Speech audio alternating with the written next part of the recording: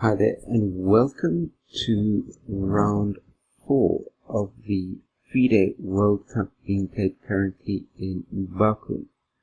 Now, what we need to be aware of that for round 4, the entire field has now been whittled down to the final 16, so which of the knockout tournament, which means we have 8 games being played simultaneously. And as you know, Games 1 and 2 is a mini-match being played with the classical FIDE time controls, and if that 2-game match is a draw, then we go into a tie-break situation, which is first played with rapid chess time controls, then down to blitz, and then possibly even down to a single Armageddon game.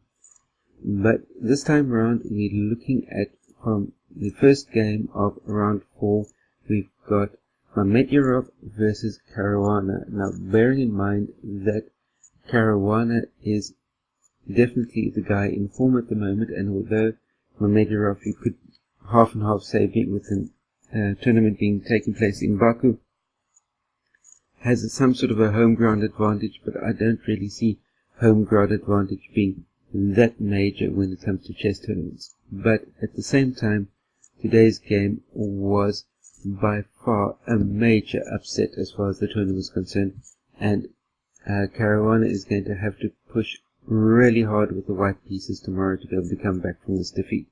But without further ado, let's have a look at how the game transposed.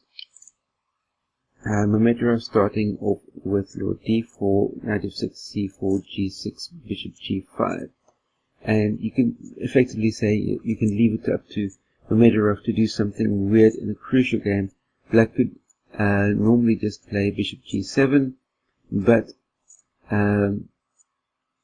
here Caruana takes up the gauntlet, and we in for a fighting game of chess. Knight e4, bishop f4, c5, queen c2, queen f5, knight d2, f5, f3, knight f6, d5, d6.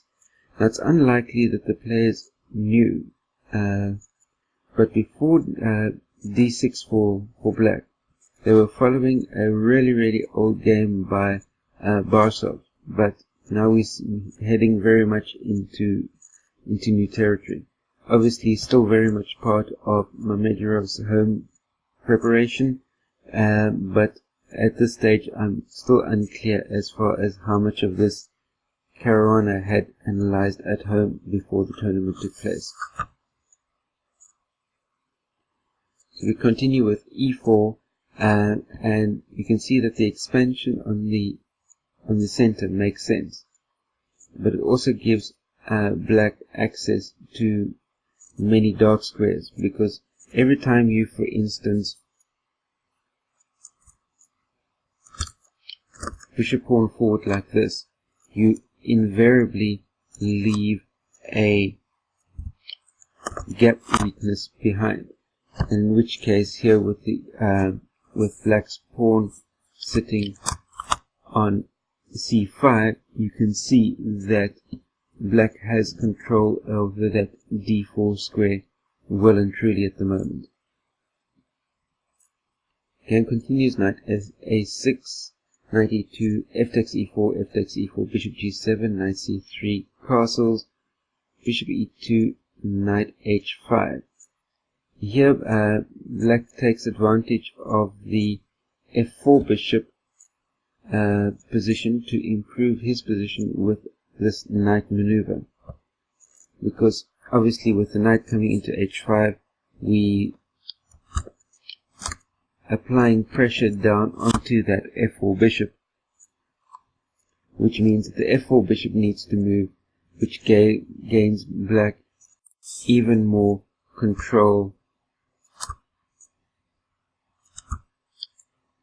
over the dark squares running down the center.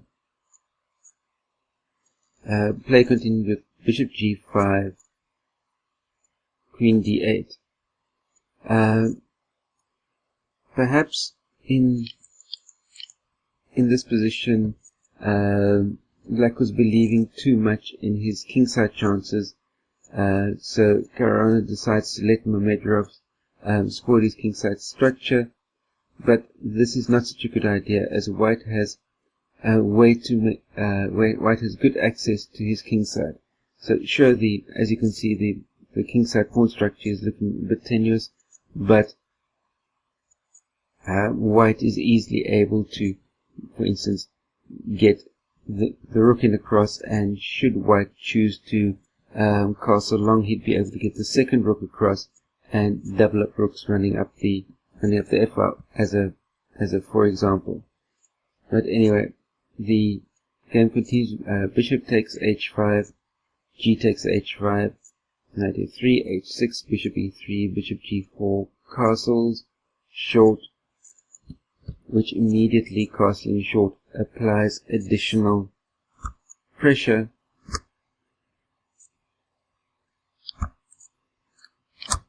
running up the king side on that side. Game continued with e6. Now, by playing e6,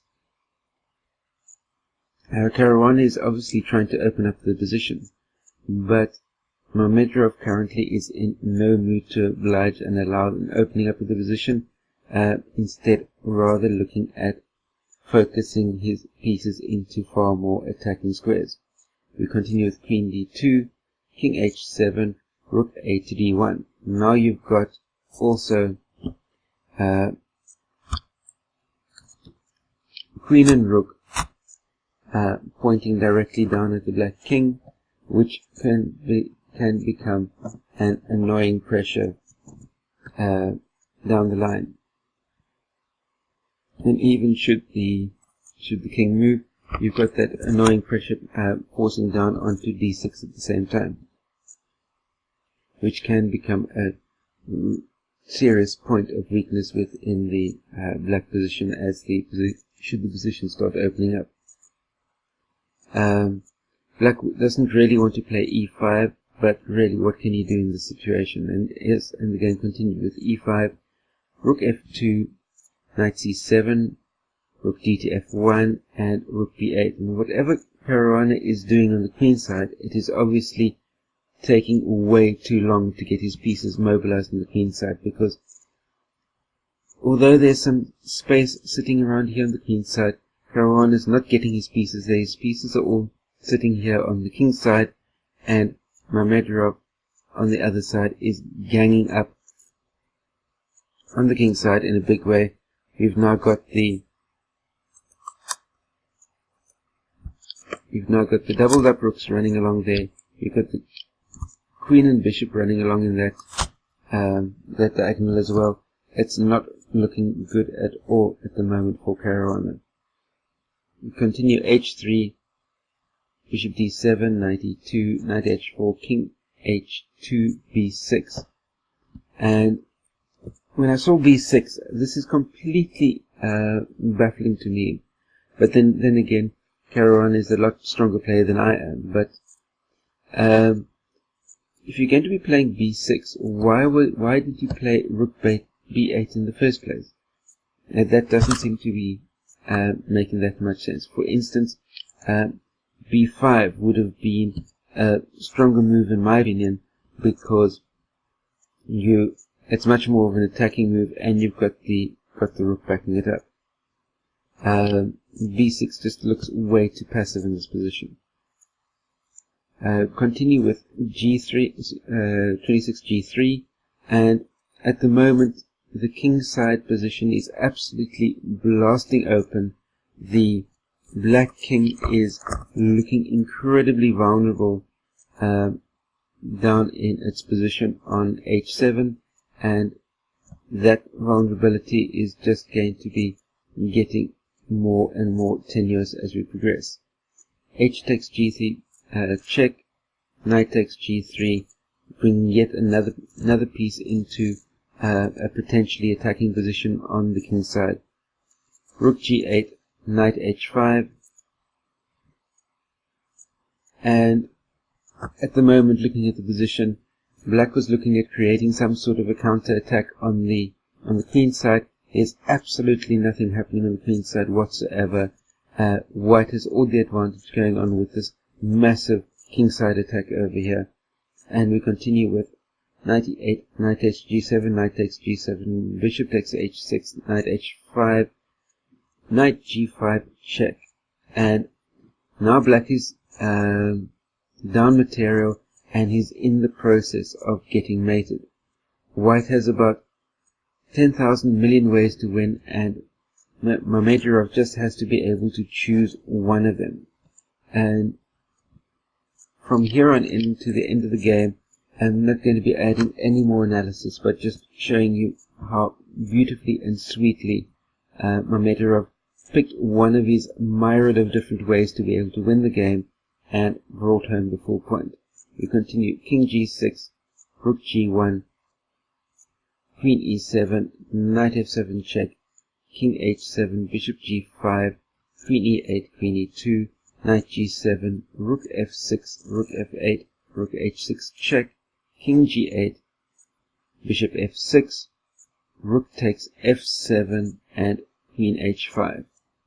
And with the obvious and simple mating threat down happening on h8 with precious little that black can do to be able to prevent it, Caruana resigned, leaving Mamedyarov 1-0 up in the classical games, and that leaves Caruana with the situation of a must-win with the white pieces tomorrow to be able to level the game and take things forward into the rapid and possibly blitz playoffs. So that, my friends, is how the game was won, and please feel free to share this video out amongst your friends. Don't forget to give this video a thumbs up if you like this type of content, thumbs down if not, that way I know what to be putting out in the future. And last but by no means least, there's a big red subscribe button down below the screen.